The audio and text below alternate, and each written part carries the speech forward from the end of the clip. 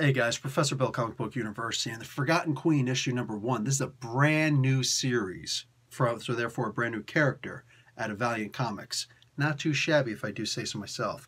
Let's get started on a couple of people who were involved in this comic book. Then we'll actually talk about the comic book itself. So we got Tini Howard is the writer. Amilcar Pina is on art. I believe the name is pronounced Ulysses Areola. It doesn't spell like the regular Ulysses from the Homer tale, but that's a translation, so what do I know?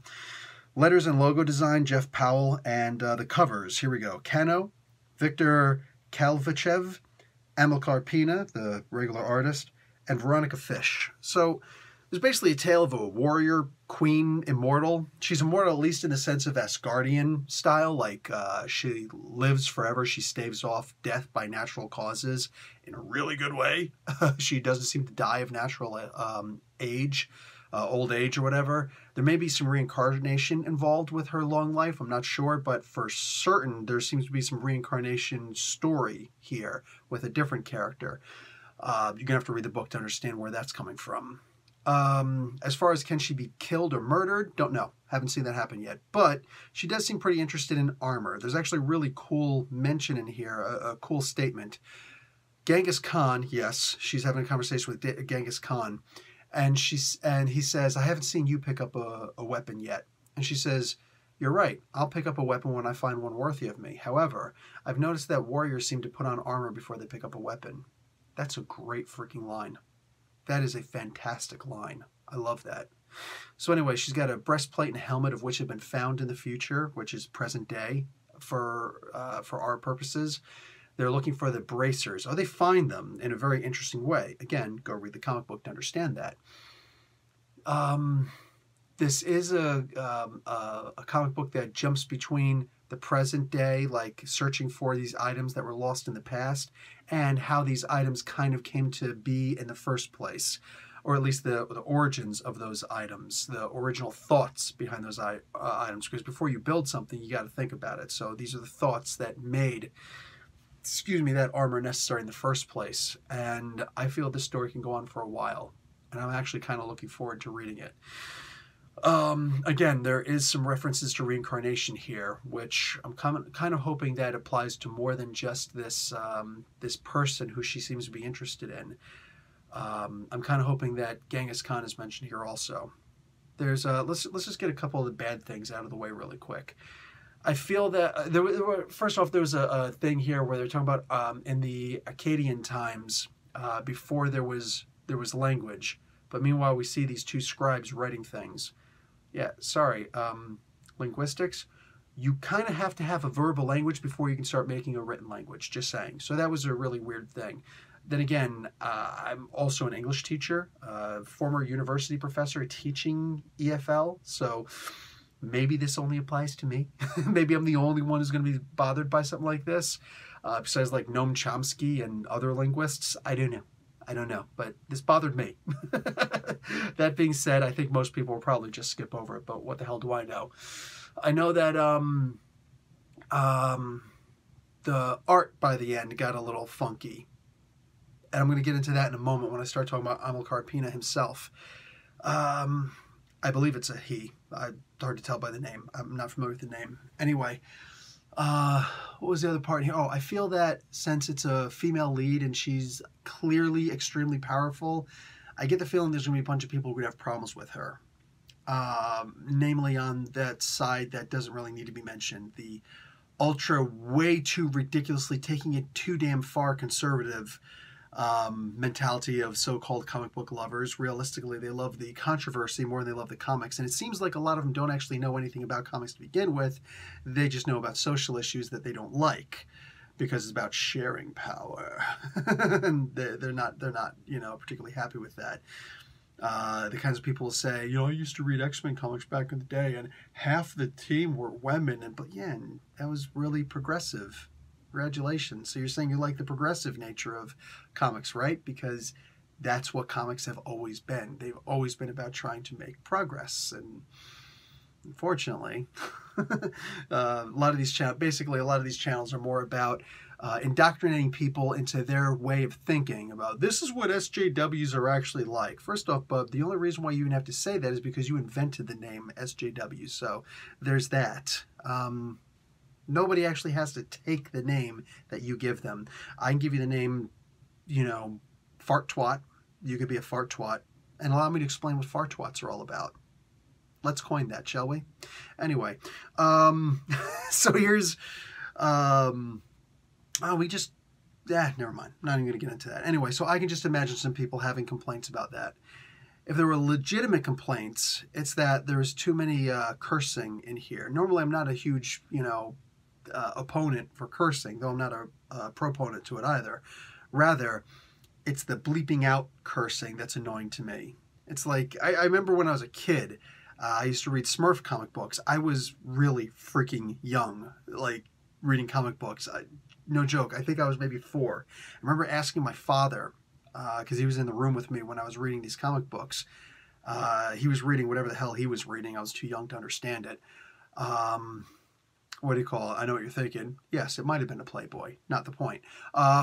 So I went up. I was like, Dad, when the Smurfs are talking, what are all these, like, weird symbols that they're showing? It's like, oh, they're cursing. I'm like, excuse me? He's like, yeah, I don't think that Smurfs should curse either. I'm like, oh, so when people make those little... I was 4 years old when I noticed that. Yeah. So, what do you call it? I was never really a huge fan of seeing those little symbols, like the pound symbol. Sorry, nowadays it's called a hashtag. All these different symbols and whatnot. I was never a huge fan of seeing that, and she seems to do that a lot. If she would have just said the words instead, I think it could have been really creative. I think that could have actually been interesting because Miss Howard could have actually gotten very creative with the words that she was using, like using fart twat. I think I said fart twat. You know what I'm saying? Like, just have some fun with it. Actually have her say some really rude words that they wouldn't make any sense in that language, but that's the language she happens to be using, and she's just combining words because languages are meant to be metamorphosized. So, yeah. So, yeah, I didn't really like that too much, but for the most part, the character actually seemed pretty interesting. I almost felt a little insulted when they were like, oh, Temujin, this great warrior and leader of men called Temujin, but you most likely know him from the name Genghis Khan. No, I know him by Temujin. I've read about Temujin when I was a kid. I don't know how many other people have read about Temujin when he was a kid, but there's that. But they do, Miss Howard does get a really good way of conveying what she knows of Temujin. I like that. And the warriors of the steppes, the horse riders of the steppes in their entirety. Really good way of telling us or transmitting, their way of life and their beliefs and their understandings and what would have actually gotten them interested, what would have actually gotten their blood boiling, She knew these characters before she used her powers on these characters. That's something that I don't think is a coincidence. Oh, and yes, she is able, although she's using her power on men, that's one of the things that I found that, people are going to be upset about. It is stated in there explicitly that she does use the ability on women also. It's just they didn't show it in here, but she can use it on men or women. Anyway, I was kind of hoping that since they're doing a resurrection story, they would do more on Genghis Khan. I would really appreciate that. You know what I'm saying? Particularly since this is a woman writing the book. It would be interesting because when you get to the end of the book, you realize what her real love interest, whether it's a platonic love or a sensual love, you realize what her actual love interest in this book is going to be, where the reincarnation cycle seems to come place, almost like a Dracula sort of take on the reincarnation issue.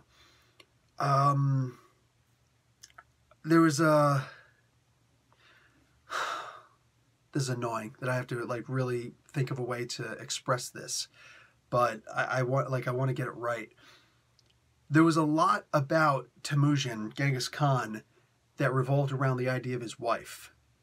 One of the main reasons why he fell into warfare and got so good at warfare is because he was always, not always, but he was very often trying to find his wife, trying to find the tribe who kidnapped his wife. And I think it happened more than once.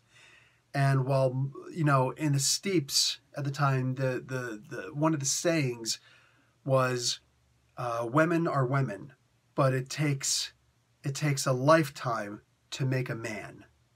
Like, and that's the idea of training a man to be a warrior and do all the things that men do or whatever. Extremely misogynistic. I get it, and I don't care. It's just, that was the saying at the time. That was the time. It is what it is. Would have sucked to be a woman back then in that area, just like it would have sucked to be a woman during any time in history for the most part. I don't care. Like, it would have been horrible, and that's facts. All right? So I just look at that saying to better understand the way that they looked at society. But anyways, completely despite that, in that era, in that time, Genghis Khan cared a lot about his wife. He loved his wife. He genuinely did. And he risked his people to try and find his wife. And he succeeded, you know? So I kind of hope that the story of Genghis Khan is revisited at some point in this book, specifically talking about that, because I think that would make an incredible story to really get into that idea and maybe just make up something about his wife, you know, like why she was so important to him, you know? Regardless, because here it just looked like he was just sleeping with a whole bunch of women, which, yeah, of course he did. But he loved his wife, clearly. Anyway, the artist, the art specifically, but yeah, no, generally the art, but specifically the artist, Amilcar Pena. I didn't notice anything particularly bad about the art until I got to the very last panel of the last page. Almost. Okay, I'm not going to show you the actual last page, but the second from last panel, which is on the last panel that's on the second from last page, that one right there. Suddenly, I recognized that art. And I went and I looked it up, and sure enough, I was correct. Generation X. I remember I read the first 3 or 4 issues of Generation X, the 2018 version. I still own the comics. I'm not digging them out.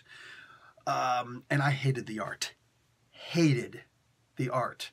You know, I'm always trying to be cool, you know, talking about the art and whatnot, but I specifically remember that the one artwork that I'd seen that I hated, and I couldn't care less about the writing because the art was just so bad I couldn't get past it, was Generation X, which Amilcar Pena drew. There was just a lot of teeth, and all the kids seemed to have this weird smile, like just the corners would always go up, and they always had their mouths open, and they're showing a lot of teeth and tongue, and just everything. Every image was, and it's like, dude, close your goddamn mouth. I swear to God, I would smack the hell out of these kids trying to use your mutant powers on me. I got the mutant powers of whooping your ass. Like, I hated seeing their stupid freaking mouthy, teethy, tonguey faces. Every single panel, I hated it, despised it.